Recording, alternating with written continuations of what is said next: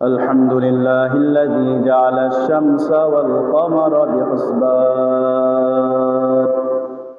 والنجم والشجر يسجدان وفضل زمانا على زمان كما فضل مكانا على مكان وإنسانا على إنسان ونشهد أن لا إله إلا الله وحده لا شريك له لا ضد له ولا ند له ولا مثل له ونشهد أن سيدنا وسندنا وحبيبنا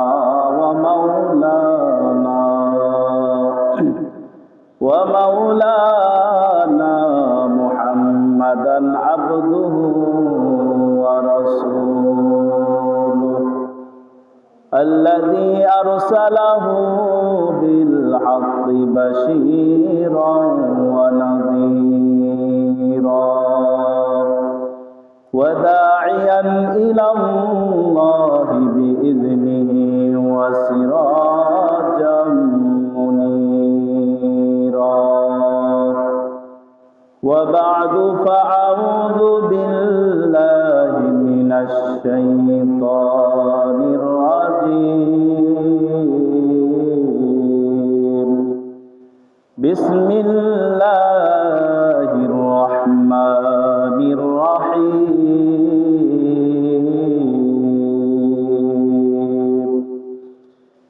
فارتقب يوم تأتي السماء بدخان مبين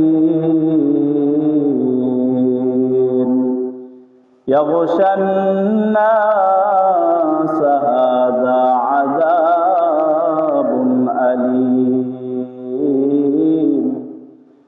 ربنا اكشف عنا العذاب إنا مؤمنون وقال النبي صلى الله عليه وسلم إنما الأعمال بالخواتم صدق الله العظيم وصدق رسوله النبي الكريم ونحن على ذلك من الشاهدين والشاكرين والحمد لله رب العالمين اللهم صل على محمد النبي الأمي وعلى آله وسلم تسليما سبحانك لا علم لنا إلا ما علمتنا إنك أنت العليم الحكيم رب اشرح لي صدري ويسر لي أمري واحلل عقدة من لساني يفقهوا قولي मोमिन जो फिदा नक्शे कदम पाए नबी हो मोमिन जो फिदा नक्शे कफे पाए नबी हो ज़ीर कदम आज भी आलम का खजीना हो ज़ीर कदम आज भी आलम का खजीना गर सुन्नत नबवी की करे पैरवी उम्मत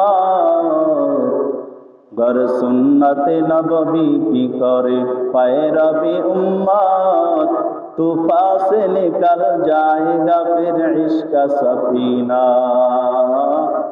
तूफा से निकल जाएगा फिर इश्क सफीना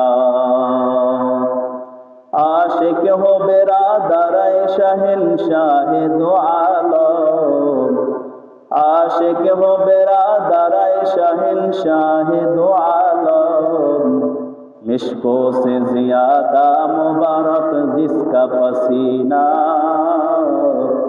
मिश्कों से ज्यादा मुबारक जिसका पसीना। ला इलाहा इल्लल्लाह, ला इलाहा इल्लल्लाह, ला इलाहा इल्लल्लाह, ला इलाहा इल्लल्लाह, ला इलाहा इल्लल्लाह, ला इलाहा इल्लल्लाह, ला इलाहा इल्लल्लाह, ला इलाहा इल्लल्लाह, मुहम्मदुर रसूलुल्लाह সাল্লাল্লাহু আলাইহি ওয়াসাল্লাম। অগণিত শুকরিয়া প্রশংসা ওই মহান মনিবের, যে মনিব আদর করে ভালোবেসে আমাদেরকে এই দুর্যোগপূর্ণ পরিবেশে আগের ভাগে সুস্থ শরীরে দুনিয়ার ভিতরে সব থেকে আল্লাহ তাআলার নিকট পছন্দনীয় স্থান মসজিদে আসার বসার, দিনই কিছু কথা বলা এবং শোনার তৌফিক নসিব করেছেন। সেই মনিবের দরবারে হৃদয় উজাড় করে শুকরিয়া জ্ঞাপন করি, সকলেই বলি আলহামদুলিল্লাহ। অগণিত দুরূদ ও সালাম বর্ষিত হোক সর্বকালের সর্বশ্রেষ্ঠ মহামানব জনাবে মুহাম্মদুর রাসূলুল্লাহ সাল্লাল্লাহু আলাইহি ওয়াসাল্লামের উপর। সম্মানিত সুধী, আমাদের আলোচনা চলতেছিল কিয়ামতের বড় বড় 10টি আলামত সংক্রান্ত। নবীজি হাদিসে বলে গেছেন, যতক্ষণ পর্যন্ত 10টি আলামত প্রকাশ না পাবে ততদিন পর্যন্ত কিয়ামত হবে না। এই 10টি আলামত ধারাবাহিক আলোচনা আমাদের চলতেছিল। গত জুমায় আলোচনা হয়েছিল ইয়াজুজ মাজুজের আবির্ভাব নিয়ে। আজকের আলোচনার বিষয় হলো কিয়ামতের আগে আগে এই দুনিয়ায় কিয়ামতের আরেকটি বড় আলামত প্রকাশ পাবে। সেই আলামতটি হলো পৃথিবীর তিন অঞ্চলে 3টি বিশাল বিশাল ভূমিধস হবে। পৃথিবীর 3 প্রান্তে বড় বড় 3টি ভূমিধস হবে। ভূমিধস বলতে পৃথিবীর কোনো অঞ্চল একেবারে নিম্নে গিয়ে বিলীন হয়ে যাওয়া, এটাকে বলা হয় ভূমিধস। এরকম পৃথিবীর 3 অঞ্চলে 3টি বড় বড় ভূমিধস দেখা দিবে কিয়ামতের আগে। যখন পৃথিবীবাসী এই বড় বড় 3টি ভূমিধস দেখতে পাবে তখন বুঝে নিতে হবে কিয়ামত আর বেশি দিন নেই, কিয়ামত অতি নিকটেই চলে এসেছে। ভূমিধসের আরবি শব্দ হইতেছে খসফুন। খসফুন এটা আরবি শব্দ, এর অর্থ হলো ভূমিধস, জমিন দেবে যাওয়া। কোরআনে আল্লাহ তাআলা এই শব্দ কোরআনে উল্লেখ আছে, ফাখাসাফনা বিহি ওয়া বিদারিহিল আরদ।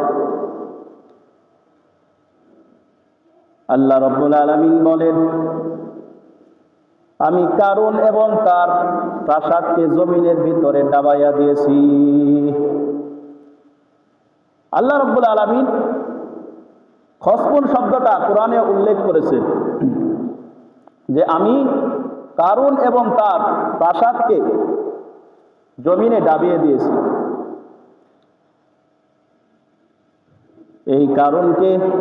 এই কারণ হলো আল্লাহর পয়গম্বর হযরত মুসা আলাইহিস সালামের যুগের একজন ধনাঢ্য মানুষ, ধনী মানুষ। মুসা আলাইহিস সালামের জামানায় এই কারুন ছিল সব থেকে বড় ধনী। কেমন ধনী ছিল কিতাবে লেখে, বলে কারুনের গোডাউনের চাবি বহন করার জন্য লাগতো 70টা উট। কয়টা উট? 70টা। কারণ কত বড় ধনী ছিল, তার গোডাউনের চাবি বহন করার জন্যই লাগতো কি 70টা উট। আপনারা বলেন বর্তমানে এরকম ধনী কয়জন পাওয়া যাবে? যার সম্পদের গোডাউনের চাবি বহন করতে একটা উট লাগবে, এমন ধনী